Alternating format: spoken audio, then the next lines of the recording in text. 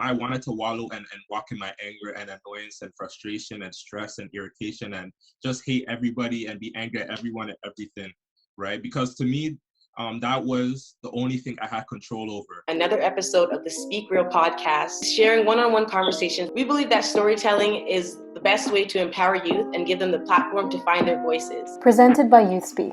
Youth experience, youth voice, youth empowered.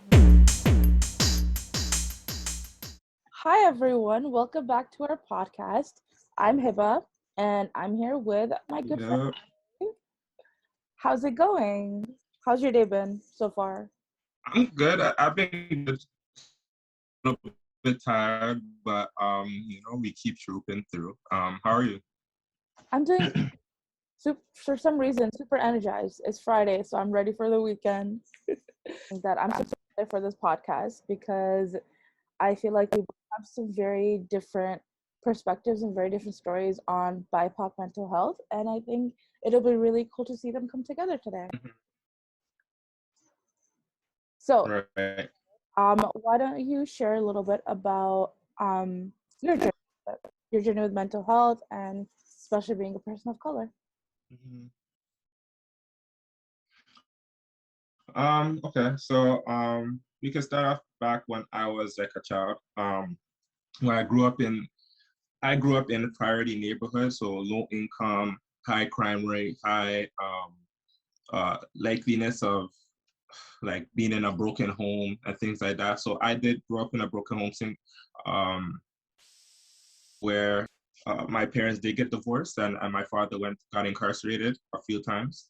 And for me, it was a big blow, especially as a young child, because I was when I was a little younger, because I really looked up to him as like any child would a father figure. And for me, it was just like, whoa, this can happen to someone like you, who to me, he was so peaceful, so calm and things like that. And then just like that, he was arrested and incarcerated for a few years. And for me, I was already like a quiet and shy and reserved kid, but I became even more so as from that event onward, because I was just like, okay, I can't really trust people. I don't know what to expect from people. I'm just angry. I was just really angry. I was just an angry person, but I didn't really show it at the same time. I would say I was really passive. So like when it came to school, when it came to work, when it came to all my different activities, I didn't really want to get close to people. I always kept people like an arm's away. I didn't really want to get people to know who I really am. I just said, okay, I can't get too close. Even even when it came to friends, when it came to teachers, when it came to counselors, even mentors and things like that, I never let anyone come close to me, because that situation, it rocked me so hard, to the point where I even gave music, because I'm a very musically inclined person. Like I play the guitar, I was playing the drums, the piano, the trumpet, all that. Had the vocals a little bit as well. So those are my ways of coping with certain situations. But when that happened, I didn't do any of that. To me, it was just like, okay, he's gone, and I have to fill the shoes that he left, right? I have to fill the shoes and be the stronger, tougher, more mature individual in the family, where I could be that role model that I have lost currently at that time. Sorry. So it was hard, because I was looking at the wrong things. I would say, especially living in a priority neighborhood and at-risk neighborhood, it didn't help my perspective. It just influenced more of the negative and just the negative lifestyle I was being presented with. I was just like, okay, this must be the right way. This must be what's strong. This must be what's tough, right? Because I grew up where I'm around where there's a lot of like gang activity, whether it be shootings, whether it be fights, whether just constant conflict all around. So for me, it was just like, oh, but everyone respects them. Everyone respects this mentality. Everyone respects people that are doing this violence to other people. So I started saying, okay, maybe this is the right way to go. So I tried to get affiliated with those individuals, with those dangerous individuals. I always thank God. I always say, wow, I could have went deeper and deeper and deeper, especially in the dangerous and like destructive mindset I was in. back in the day, I was just like, damn. Like looking back from where I am presently, I was like, this is the Lord saved me, honestly, because I'm so happy I didn't do anything that I would regret, right? So looking back now, I don't say I would regret anything. It was what it was, and it was how I felt was the best way to cope, but it was an incorrect way to cope. All right. And cutting off everything that made me happy and my joys and everything like that didn't help the situation. It just pushed me further and further into not healing. And as time went on and I started, and emotional and mental scars started healing, I started realizing that I didn't really want to get better. I didn't really want to be happy, for lack of a better term. I wanted to wallow and walk in my anger and annoyance and frustration and stress and irritation and just hate everybody and be angry at everyone and everything, right? Because to me, that was the only thing I had control over. My father getting incarcerated, I didn't have control over that. Where I was living, I didn't have control over that. But my anger towards whoever and whatever I wanted, that's what I had. That's what I felt I had control over. So that's why I acted the way I acted for like years, and it's unfortunate, but that was the mindset that I did have as I was growing up, and so it was tough. It was tough, but it did build character. It did build my character through the adversity. I always believe that any adversity, any challenge, any difficult situation or circumstances always builds you and make you stronger. And then if you go through it again, you just figure out ways, because you're more equipped to figure out ways how to navigate and maneuver away from past mistakes that you have made, right? So yeah, that's just a little tidbit of my story, of what I went through and like how I've gotten to this point. And yeah, so ever since then, yeah, I started getting into the community work and things like that, and from there it's just been amazing, truly. So yeah. Mm-hmm. Thank you so much for sharing. I resonated a lot with what you said about control, where there were so many aspects of your life that they happened, you were either young or you weren't as involved. You can't control things that happen to people around you. You can't really control where you live. You can't really control because you didn't buy the house. It's your parents, and sometimes your circumstances are the way they are, and you end up living somewhere where you don't want to. And the control thing really hit me because growing up, I am from Pakistan, and back home I was this like really bubbly, outgoing child that wanted to make friends with anybody that would talk to their, like, any person, adult, child, whatever. I was going to become friends with this person, and everything was kind of, I was happy. I was having a good time. I was literally 7 years old, and we ended up moving to Canada. And at the beginning, it was me, my mom, and my sister, and my grandpa was already here. And I remember little by little, the things I started going through when we moved here, I started to feel like I also wasn't in control, but it was for different reasons. For me, when we moved here, I was 7. I started going to school when we moved here, and at the beginning it was fine. But after a little while, I started to get bullied. I started to get picked on a lot, and I couldn't control that. I couldn't control what people were saying or doing about me because I didn't know how else I was supposed to act apart from who I was. How am I supposed to change the color of my skin, or how chubby I am, or how short I am, or anything like that? So when it came to that, I would control the things that I thought I could. For example, I wouldn't eat because people would make fun of my food. So I stopped eating lunch for a little while. I started dressing a little bit differently when I got into high school because that is something I can control, and I wanted to be hidden. And for me, a lot of it had to do with the fact that I was a daughter of a child of an immigrant household, and the priorities when we were younger were my mom trying to find a school where she can learn English, and my dad trying to send money from back home so that we can buy a car and life could be a little bit easier. And my dad being all the way back home and my mom here, and they weren't separated, but that was the only way that we were going to be able to survive in this country, because it was better, safer here than it was back home. And knowing that, because I was 7, it wasn't like I didn't know what was going on. I was 7. The older I got, the more I learned. I would eavesdrop on my parents' conversations on the phone, and I would kind of just know what was happening. I learned how to not prioritize myself, because I can control what mom knows about me. I can control what she hears from the school, how much I tell her, and I wouldn't tell her anything because there was a lot more important things that had to be dealt with. Probably not. My mom would have come to my rescue ASAP as soon as she could, but I didn't want to stop her from doing all the other things I had to do.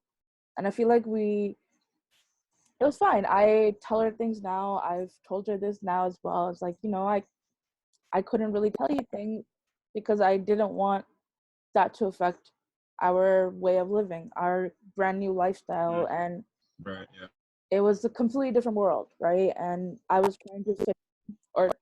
trying to find a way to fit in. And at the same time, it almost felt like it was my responsibility to make sure that my mom's okay, even though it's the other way around. And she says that too. She's like, it wasn't your responsibility, it was mine. But at the end of the day, sometimes when you grow up with circumstances like that, where things all of a sudden change, or things kind of get a little difficult, being the older for me was a big deal, or was a big factor in playing a role in that, because that was the reason why I was like, you know what, I'm going to step up. I'm going to take care of the family. I'm there. A lot of times I was the emotional support. When my grandpa passed away, who I was really close to, I remember I didn't cry. I barely ate, because in my head, my job was to take care of everybody else. Took care of my parents, took care for eating, made sure they had someone to cry on, made sure that someone to talk to. My aunt and my uncle were here, taking care of them. Nobody told me to do this. It was just the first thing that would come to my mind was, I'm going to take care of everybody. And I've thought about it a lot since then, and it came down to us moving here, and all of a sudden I felt I had a responsibility. I don't know where correlation came into my 7-year-old's brain, but that's what I thought. And I used to take care of my sister all the time. She was 2, and washing the dishes, making breakfast, stuff like that. And I think I just kind of taking things on that I felt like I had control over. That I know that whatever I do right now, I'm doing it out of my free will. I'm doing it because I can. I'm choosing to do this. I don't have to do this, but I'm choosing to do this because there's a lot of other things in my life that I have no choice in. So I definitely read what you said, because I had a different story, but the whole control aspect really played a big part in it. So honestly, I was just sorry, continue. Sorry, just to go pick back up saying. Like exactly, like the control aspect is, I feel it's just something that runs like any time someone's in that mindset, like honestly, just because like it's the only thing that you have that can keep you stable and balanced and grounded, because you're just saying, okay, all this is going awry, and then okay, what's something that I can call mine, that I can say, okay, this is mine, this is what I'm controlling, this is what I can do with this, that, or a third, and move forward with that. But especially when you're younger, you don't really know the best positive way to do it, right? It's only you can control your emotions when you're younger, right? So honestly, the story, everything that you said was just, it hit the nail on the head, honestly. And to also to also comment on the part of the story when you're saying you felt like you're burdened with all the responsibility to be the oldest, to be the one taking care of the family. That's something that resonates, I think, not only with myself and you, but with like so many so many individuals and kids in broken families, right? They don't have the opportunity to just be kids, like they don't have the opportunity to just be a child, just have fun, just run around, play with friends. Like they, in the back of their minds, or even in the further mind, they're just saying, oh, okay, I have to go back home. I have to pick up my sister. I have to cook for my little sister, my little brother. You have to do all these things for them, and then be that figure, that mature, emotional support, as you said, that rock for the family that is missing from one of, whether it be whether you be in a broken home, or just like when you're an immigrant and there's only like one single parent in the household. It's a big thing that goes on within the BIPOC community, I would say, for sure. For sure. Yeah. And I think for me personally, and I don't know if this was for you as well, I realized that when I got into my older stages, like 17, 18 to maybe 21, 22, I think that's when I had my moment of, I'm so tired of being in control and being everybody else's emotional support. And I remember I would lash out. I was so angry. I was so upset. I was so frustrated. I know you talked about anger as well. I totally relate to that, because at one point I remember me and my sister, we were fighting all the time, to the point where I would sit here and I'm like, I don't know if me and her are going to be friends again. We're not. We're good. We're friends now. We're very close. Friends forever. There was a time where there was a literal time. This wasn't long ago. This was literally 2 years ago, and I was left. I had it had been so long that I had been taking care of everybody else, that there was a little bit of anger inside. Like, why did I have to take care of everybody? And it's, nobody asked me to do it. It was more like, it was just circumstances. It was what I felt in the moment. I don't blame anybody. Don't even blame myself for it. There was like a little bit of anger, a little bit of frustration, where all I thought was, this is my time to literally just be angry at the world, because so many things have happened. This part of my life just didn't pan out how I wanted it to. I didn't like this aspect of my life, or I wasn't happy with who I was, and there was a lot of resentment. I don't think I knew who I resented, to be honest, or what I resented. It was just a lot of these like little social factors that played into my childhood, kind of came out into a lot of anger, a lot of pent-up anger when I was a little bit older. Like early college, late high school. Definitely. I was an angry, like, 20-year-old, honestly.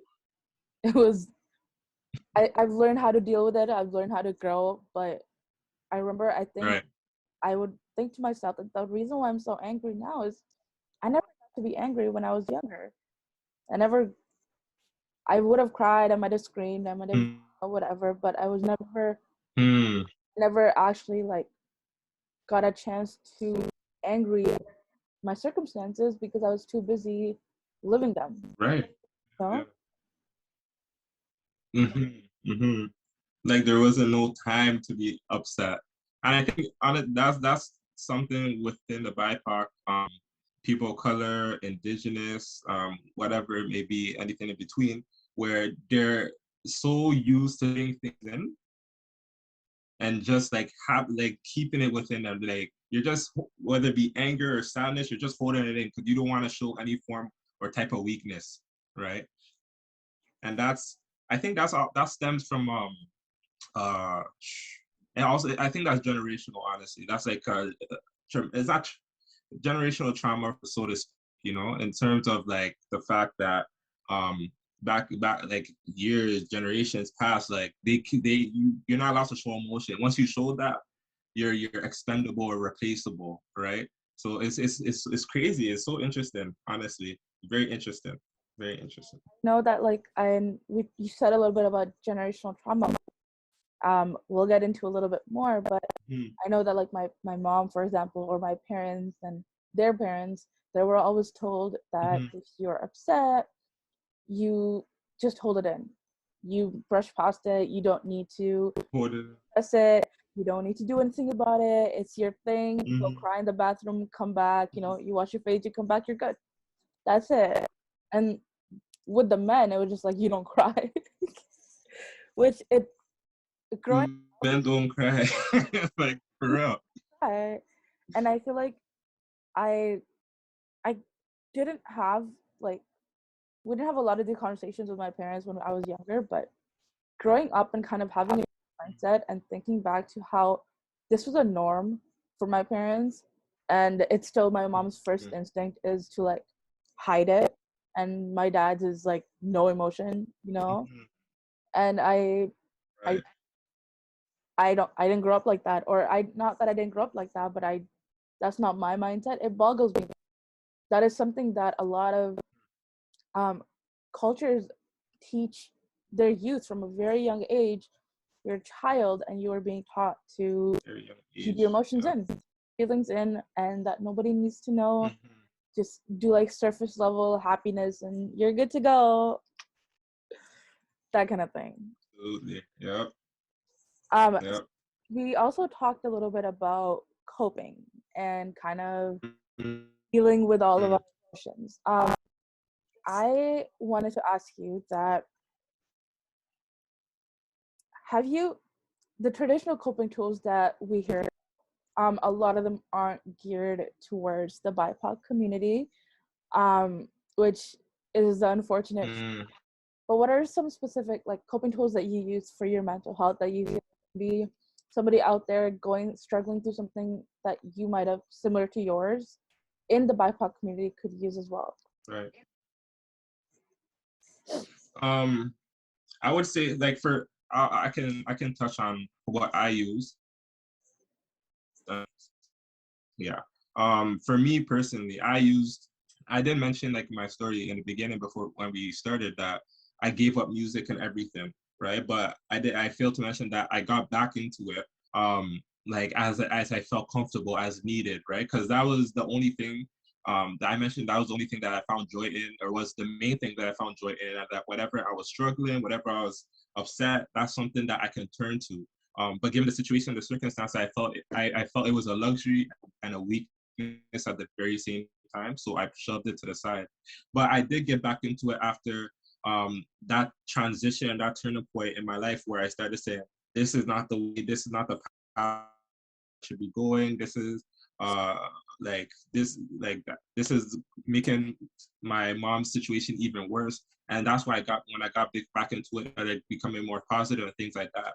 But yeah, music was definitely a thing. Writing poetry and songwriting was the biggest thing for me, because to me it was like I was expressing my feelings and my emotions and experiences at the time, right? And to me, I always tell this to everybody that asks me about poetry or anything, like, how do you do it, or this or that. I will say, it's honestly, it feels like you're reading a painting. Like, is like, it looks like it's a picture, but it's in words, and it just seeing the exact, you're truly seeing the emotion that is painted there. Like, literally, if I was writing something and I was sad right now, and I'll be writing it, and I don't even feel like I'm sad or I was upset or I was irritated. It's because it's literally, I put all my emotion and heart into what I was writing, and then I feel good, right? But that's what worked for me. That was the biggest thing for me that helped me cope through depression, that helped me cope through anger, that helped me get through my situation with my father, that helped me get through with my broken family and any conflict that arises in my life or a difficult situation. Those are the things. That's the main thing that helped me. I would say another coping tool for myself that I used was working in the community. Seeing other youth situation of when you were like when you were that age. Like, at the time when my dad got incarcerated, everything, I was like in grade 6. So I was pretty, like, I think I was like, that's like 11 or 12 years old, right? So I was pretty like well aware of the situation, everything like that. And I didn't really want a mentor. I didn't want to talk to anybody. I didn't want to talk to a guidance counselor. I didn't want to talk to anybody about anything, right? So that's why my process took way longer than maybe most people, or way longer than it should have, because I could have just spoken about it or used my first coping tool of writing music or poetry, and it could have been a smoother and process, but I didn't do that at all. So, but yeah, I worked in community. Like from then on, when I met a friend in high school when I was in grade 10, and he told me about a community program working with kids in at-risk neighborhoods where you're like the um, the counselor or coordinator, like you're helping them with their homework. And it's really geared towards kids who don't have a go-to because there's something going on within their home, whether it be a broken family or fights constantly breaking out in their household, or them not feeling comfortable going home, or they're just not wanting them home. There's a lot of situations like that within the community that that just proves that those programs are it invites youth and invites kids who are in those situations is so powerful and impactful. And for me, I was looking around when I first got there. I was just looking around and saying, wow, I can see myself in him. I see myself in him. I see myself in her. This is ridiculous. This is not only, I just realized right there and then I wasn't the only one.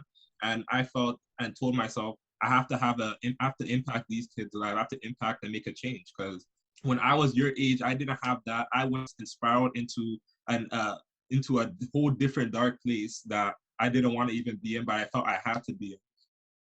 And I know these children and youth are feeling the exact same thing. And I want to try and steer that. I made that my mission to I honestly did make that my mission to try and like gear them away from that by speaking about my story like this, by giving them advice as best as I could and empathizing with their situation, and just honestly just telling them there's a light, there's hope, there's something at the other side of this. This is just your character is really building through this adversity.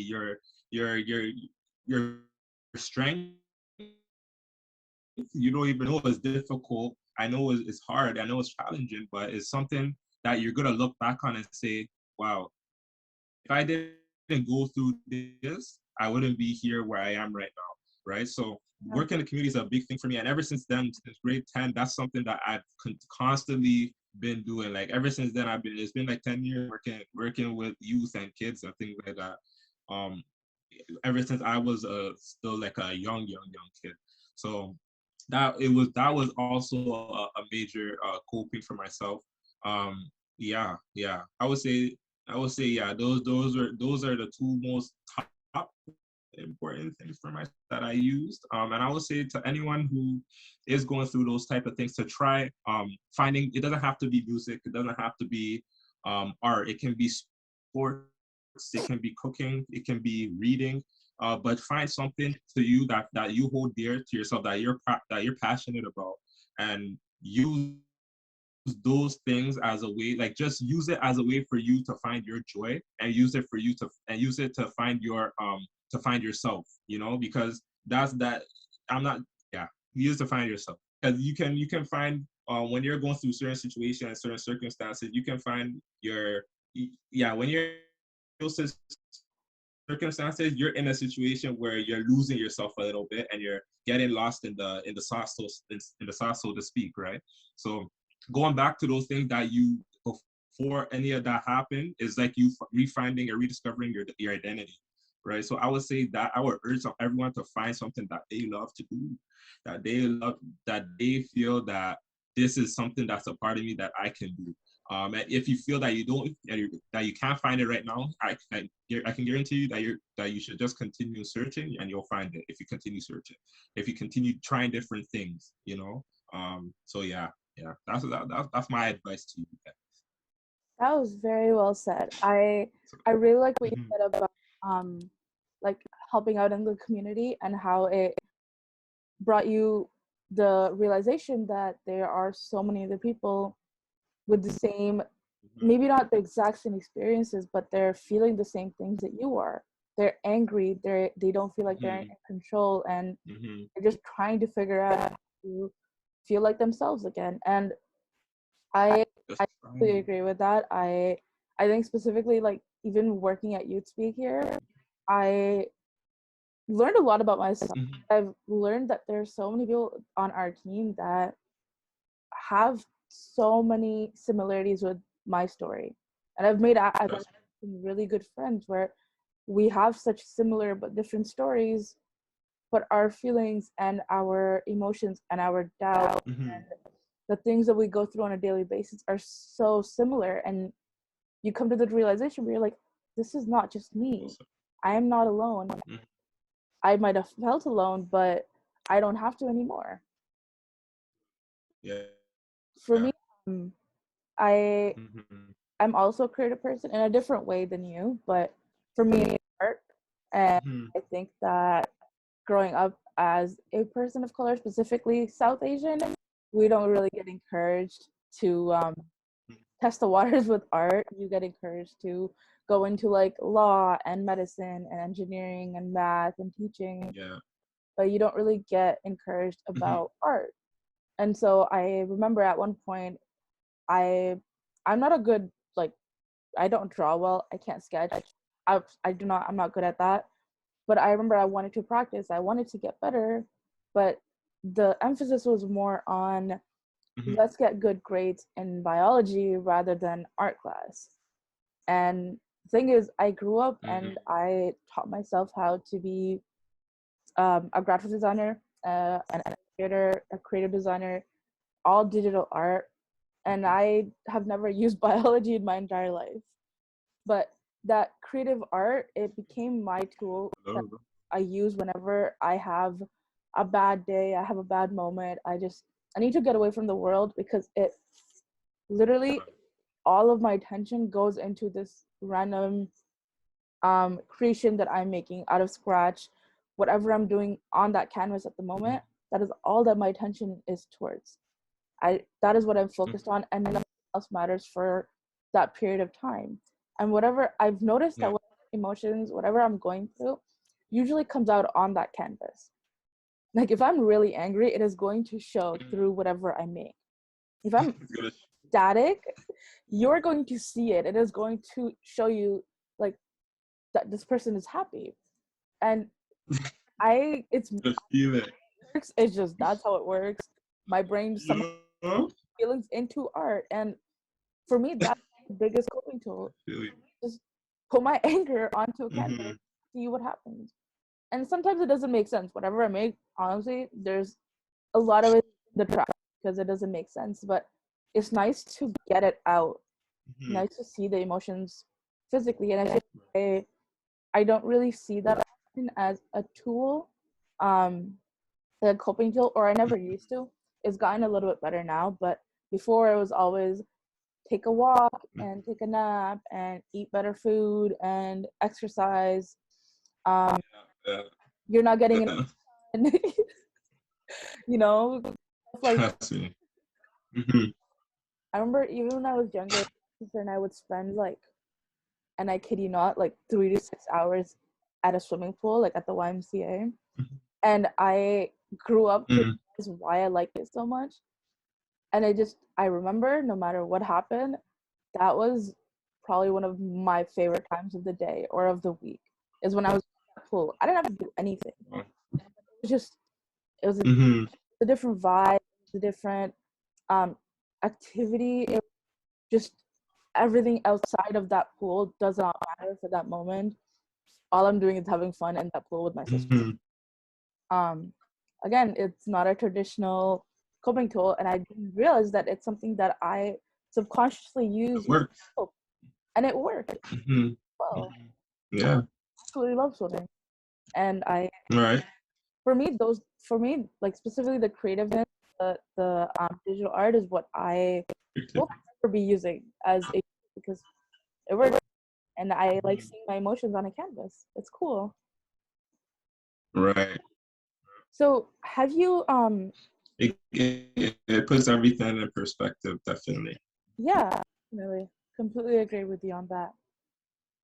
Have you ever like experienced through a medical professional or practitioner um have has the advice or the therapy that you've gotten been a little culturally insensitive and or not exactly geared towards your culture, is kind of more generalized, and how could that kind of change in the future?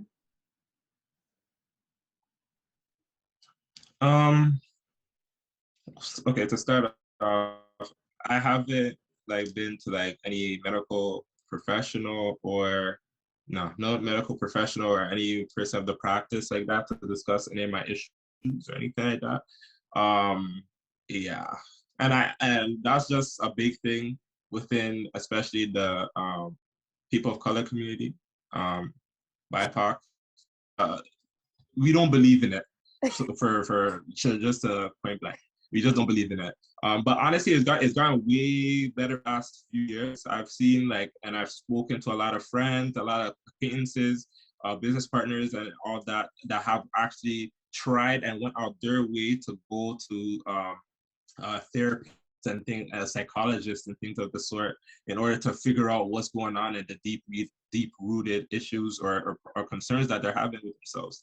And I've heard from them, it's been like a really great experience because they went into things they didn't as like BIPOC.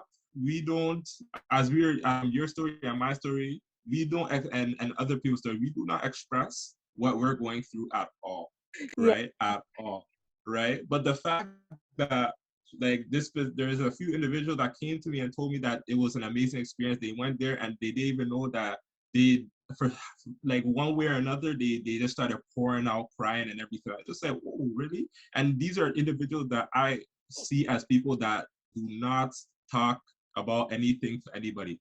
So I was just shocked. I was just like, "Whoa." But I was happy at the same time. I was like, okay, so it's working. So this is something. I think we just need a few success stories for it to become normalized, right? For people to say, for BIPOC to say, okay, this is working. It helped her because I seen a whole 180 shift from what she went through and from where she was and where she is now, right? So I do feel it's a good and amazing practice. I personally have not tried it yet, and I haven't gone like and spoke with any therapist or psychologist or any of the sort yet. But I do feel it's an amazing thing to do, and it is something that like society is trying to gear towards more of BIPOC, whether it be indigenous Black people, people of color, and things like that. They're trying. I think they are trying, but it is going at a slow, like a kind of a slow rate, where it's like few to few to a dozen of actual people of color that are in that field or in that practice. Yeah. That's what I feel it is. Like it more often than not, it's always a white person or Caucasian individual that's you're speaking to, but it's such a disconnect because you're just looking around. How are you gonna know what I went through? Because you did not experience this, you did not know what I went through. You don't have this color, things like that. So it's just, even if you won't think it when you're in the situation, it's a subconscious thing in the back of your mind, or you could be like, oh, but like I went through this, and then how can you really understand this or that or this, So definitely, I feel that things are coming up in the sense that they're really trying to incorporate and gear their services and things like that towards the Black community, or people of color community and things like that. So but for ways that they could do it, they just are the main factor. The main thing they really need to do is just get people of color within those fields, within those. I don't know if they wear lab coats, but yeah, in those lab coats or something like that, right? So people can feel comfortable and at home. That's the main fact. That's the main thing people, clients want to feel. They want to feel at home, understood. They want to feel that they can speak to this person and relate. And that's the one thing that's missing, relation. So yeah, I would say. Yeah, I completely agree with you on that. I think that we do need more people in the field, because how else am I supposed to feel comfortable talking to a therapist knowing that this person doesn't actually know my culture like that? Right. I have spoken to a psychiatrist and therapist in the past. Again, it was kept very hush hush, so nobody needs to, nobody in the family knows, because God forbid we do that. But Yeah, God forbid. honestly, but I Right. very quickly that when I loved the therapist. She helped me through a lot of things. Mm-hmm. A little disclaimer, there's nothing against her. But I remember whenever I would go to her, Mm-hmm. whenever I would go to my appointments, there was things that I would say where I would talk about my home life, which wasn't that terrible, to be honest. It wasn't, there was nothing wrong with it. Or I would Mm-hmm. talk about, oh, this is how I'm feeling and I don't know if I can get this kind of help at home, etc., etc. And she told me to move out. And I had to explain to her that is not possible. In my culture, Yeah. like you want to move out, you can move out. There's lots of people from my culture that move out, no big deal.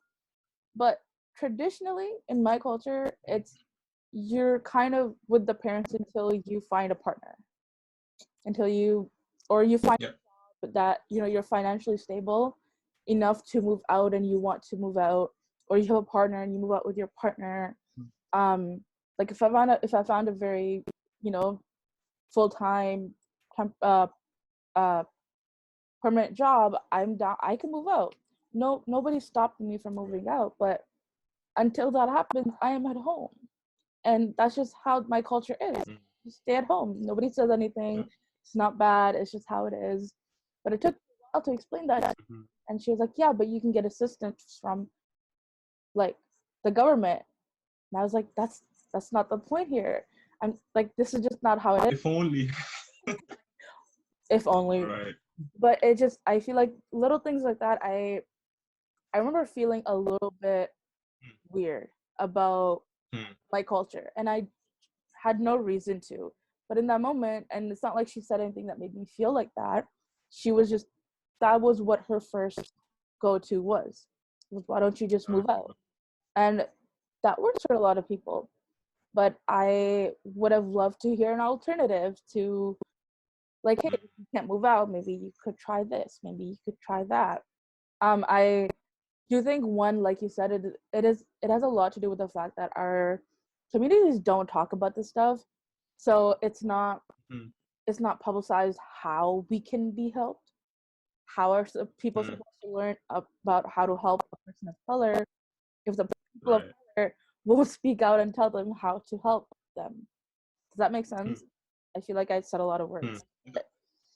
Like I get it's just, it. a lot of it does have to do with the fact that we don't come out and say that, hey, this is how we can be helped, or even talk about anything to do with mental health. That's a very hush hush topic. There's so much stigma around it. Mm-hmm. And the other is that we do need a lot more professionals of color in the profession, in the mental health field, whether it be a psychiatrist, a psychotherapist, a regular therapist, Mm-hmm. a social worker. Mm-hmm. Let's see some color there. Let's see some different experiences, some different stories come into it. Different stories. People of all races, of all cultures, can be helped. Mm-hmm. Right. I agree with that definitely. It's Uh, but it has gotten better over the past little while, the past like 4 or 5 years even. There's some change. yeah. Hoping that it continues changing. Some change, but We need a more lot. progression is needed. Yeah, definitely. Exactly. Yep. I There's hope. want to go back to intergenerational trauma. Did you Okay. experience that at all when you were growing up? I know you talked a little. Did I experience it? Yeah. Mm-hmm. Um. So, let me see. I would say yes, I did definitely. When it pertains to like just the generational anger, is just the anger passed down, and the lack of trust in whether it be in just the opposite gender. Oh, sorry, not gender. Sorry, race and things like that.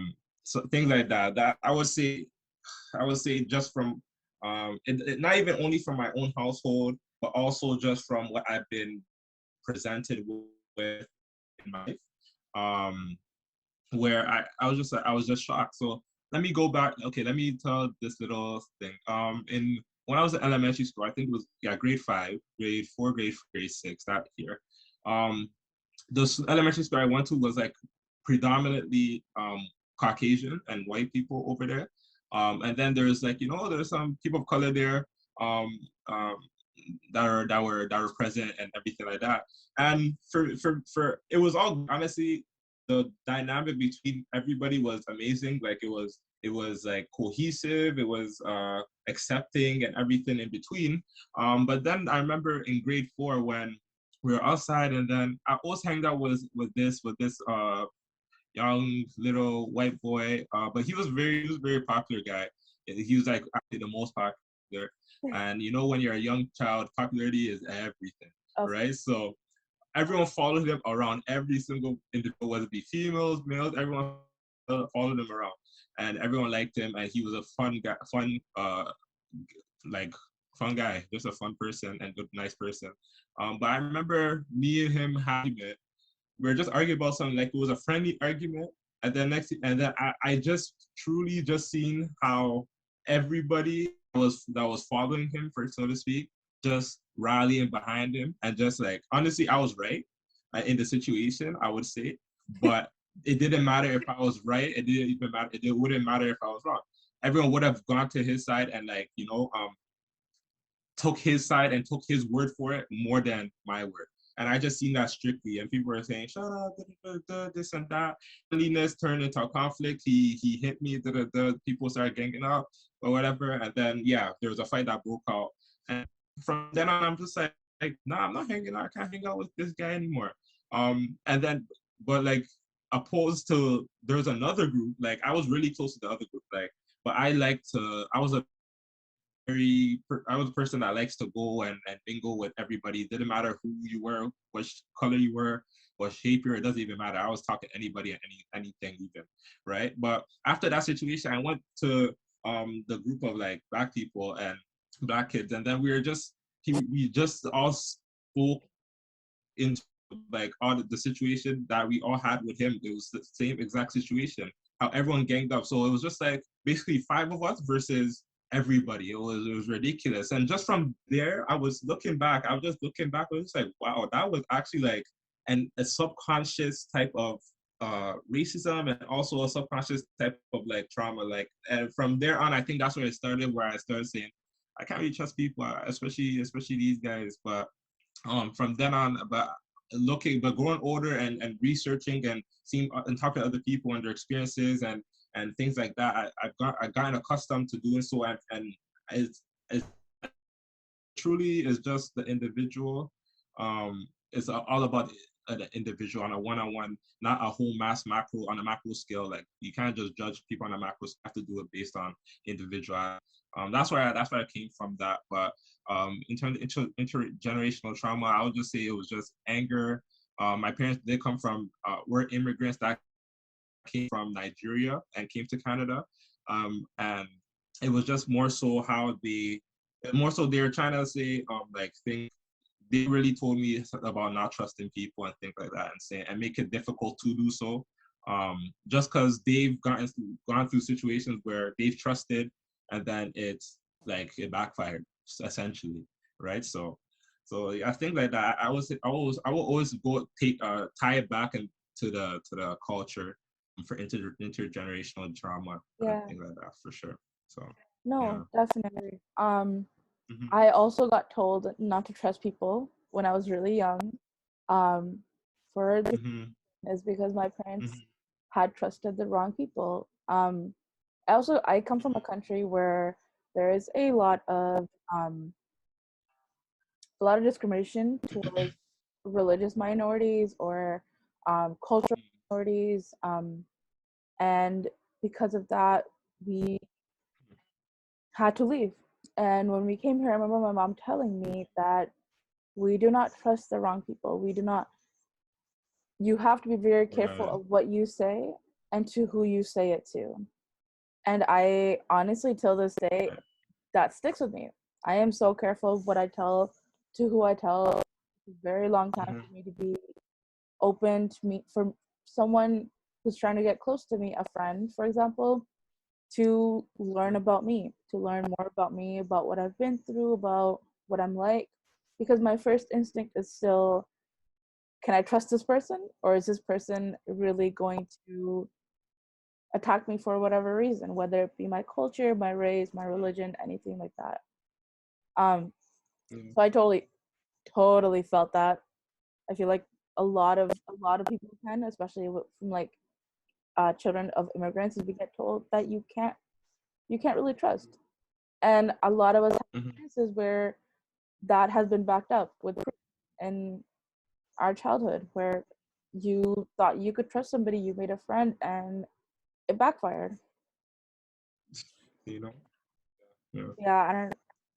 There's a lot of, I feel like we have come from completely different backgrounds. We have completely different ways that we grew up. But have you realized that like a lot of the things that we've been through or experiences that we've had in our own ways, they're the exact same, and that's scary. Literally. That it's wrong. But man, that's crazy. Goodness. Do you notice a difference in BIPOC men's and women's mental health? Oh yeah. Yeah. It's basically what we were saying at the beginning, how let me see if I can get it right. Men's mental health are considered non-existent, honestly. It's not supposed to be a thing at all. Yeah. And then for women, it's supposed to be like, I think for BIPOC, they should show their emotions a little bit more, or talk. One of the two. What would you say? Or both even? I would say or in my experience, is men don't show emotions unless it's positive emotions. Or unless you're really angry and you go hit a wall, that's okay. And then you're fine. Yeah. You hit a wall and then you're fine. That's it. And with women, like, it's crying very silently in the corner, or you go cry in the bathroom alone, then you wash your face and then you're fine. Or you keep it to yourself because nobody else needs to know. Because we just got to put on a smile, pretend that you're happy, and everything. Yeah, I agree with that. Sorry, I missed that. Well, I was just saying, in my experience, that's what I've noticed, or have been told by people. No, definitely, I've noticed it. Like I've noticed it and experienced it. Where since like I'm gonna speak from my perspective and a male's perspective. It's more so where you're what's the word, raised and trained and bred to be a person of strength, right? You're so that's the bottom line of it. First, for a BIPOC male, where mental health is not supposed to exist in your, it shouldn't even be in your vocab. Honestly, you're not supposed to get depressed. You're not supposed to you're not supposed to experience any form of mental health. You're supposed to be someone who people can lean on, should rely on, and one who like can't exhibit weakness or anything. You have to deal with it yourself. No matter how difficult it is, you must take it in and just figure it out yourself. Honestly, you just have to figure it out. And it's something that I do applaud, like how society is starting to bring more awareness to it, because that is honestly like a silent. It can be like, it's like a silent killer, for so to speak. Because that's the thing.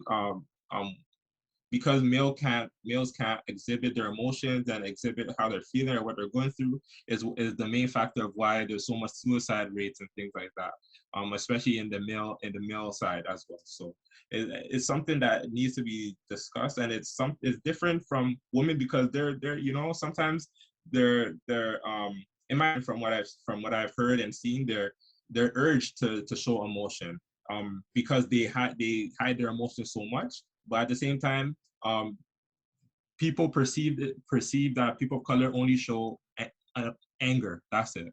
Anger and sadness. That's the only emotion that they have.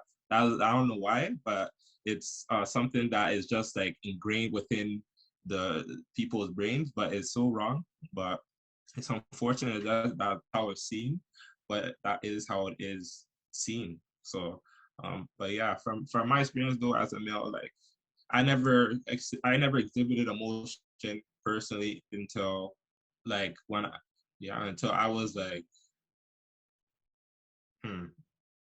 I would say most recently, like over this past year, that's when I would say I started like discussing my mental health in a sense. But before that, I was always vulnerable about where I've come from, where I grew up, what I've been through, and everything.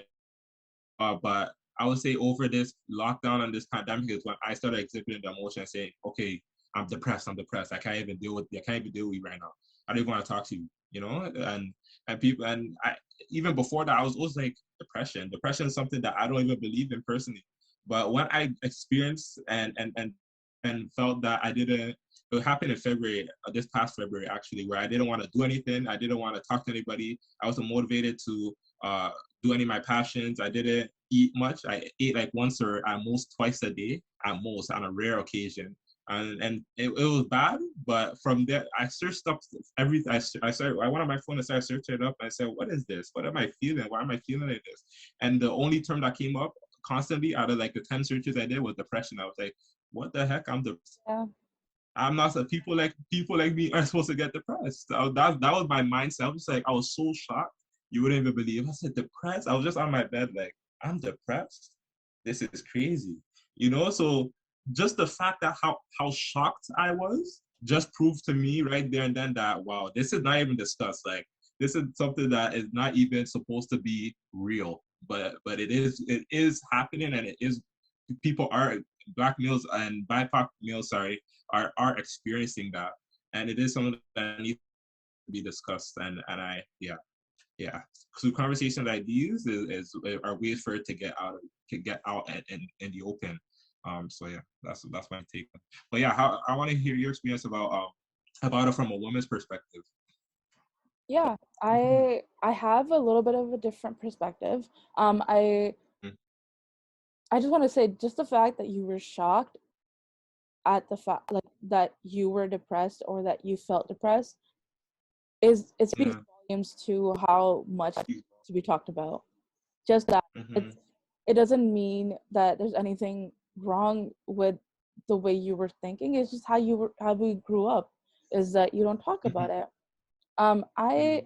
For a woman, we are taught from a very young age, like people, like as like a person of color, we are taught from a very young age what you say, because especially back home, if a girl says the wrong thing, she is labeled insane very quickly. That was I've seen it happen to people I know, where one, you don't tell anybody that you're depressed. I was in the hospital for a week. My parents went to an anniversary party for my aunt and my uncle, and nobody there found out that I was in the hospital due to my mental health degrading. I was in a psychosis. Nobody knew. Till this day, nobody knows except my one cousin, because I was close to her. Nobody else knew. They said, oh, Hibba's home. She's just studying. She had so much work she couldn't miss for this extravagant party that you're throwing, which I would have loved to be there, to be honest. It was sounded like a great party. But it's very, nobody wants to talk about it as a woman of color, because we will get in very wrong ways. One, you get labeled as insane. The word bipolar get thrown around a lot.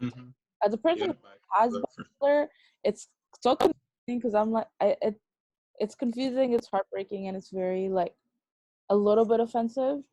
But you just you grow up saying that, you know what, if I'm gonna cry, I'm going to cry to my mom or to my sister, or in the bathroom alone, because nobody else needs to know that I'm sad.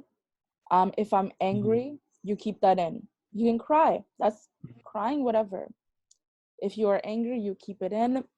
You calm down, and then you can be happy again, because you don't want to get labeled as insane or as crazy, or that crazy person who had an outburst at the dinner, you know, which Yeah.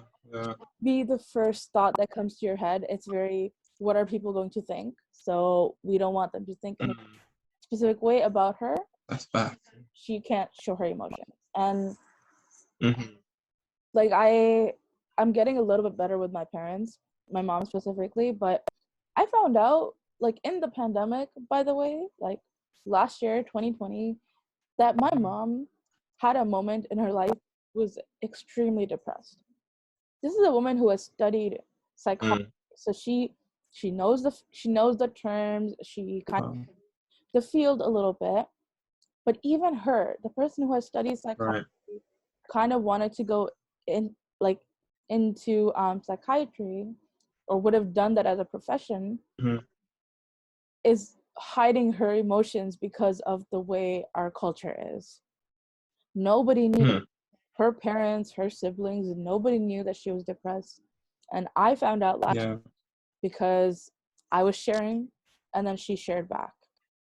And I was like, why didn't you talk to your siblings? You're so close. She talks to her sisters every day. And she was like, oh, but we just don't do that. Depression is just it's not a thing, you know, you don't want anybody to get the wrong idea about you. And I was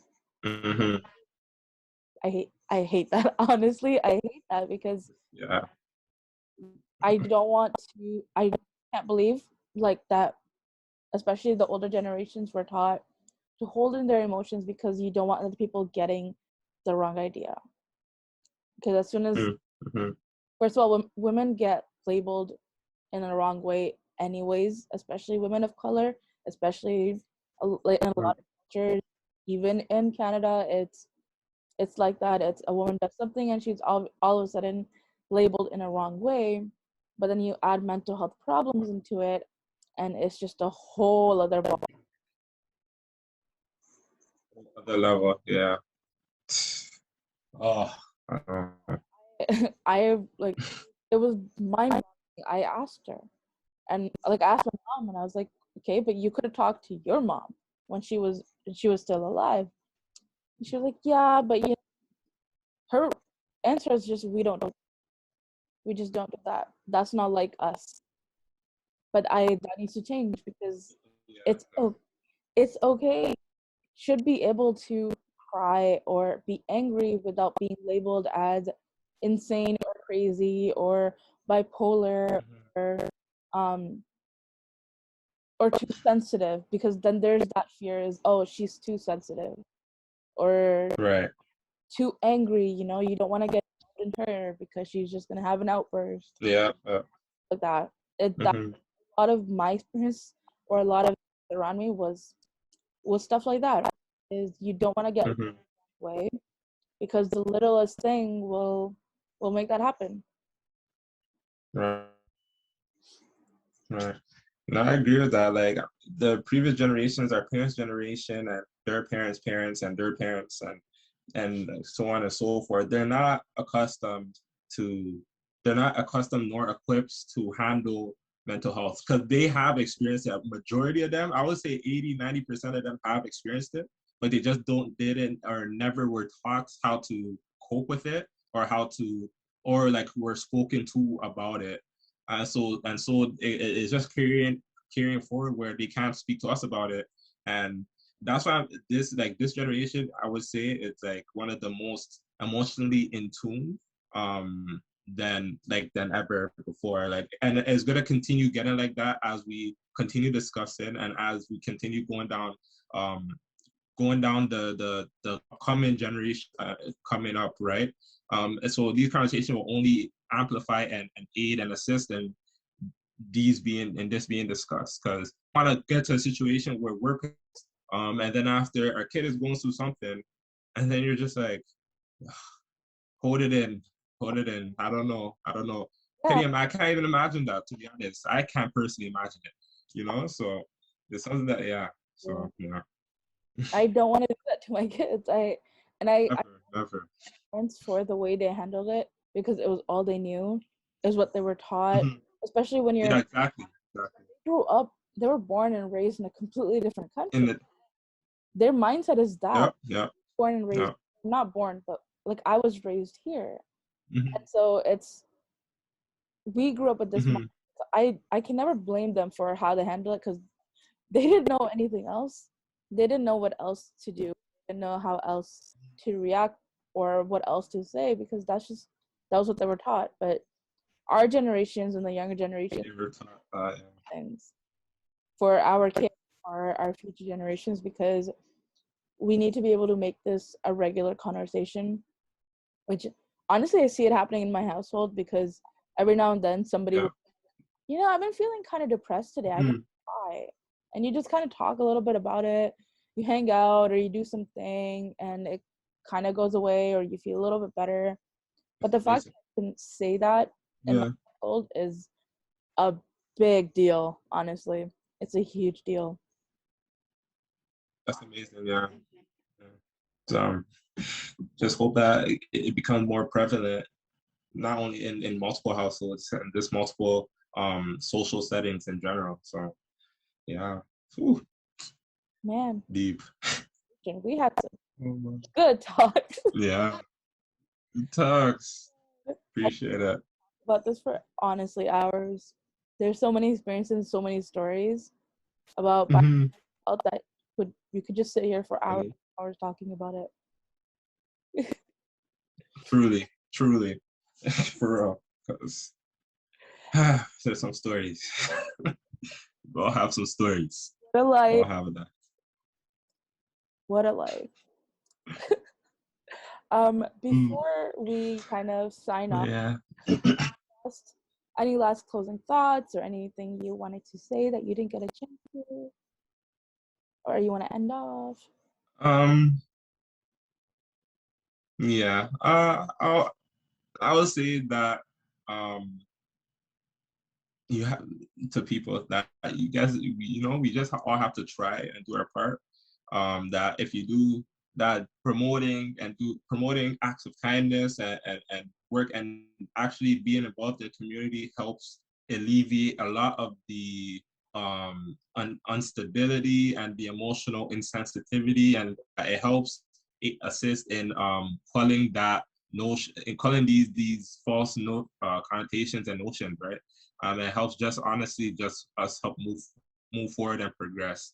And that if when you're going through mental health, there are coping tools that are available. There are people that do care, no matter how much you do feel no one's on your side.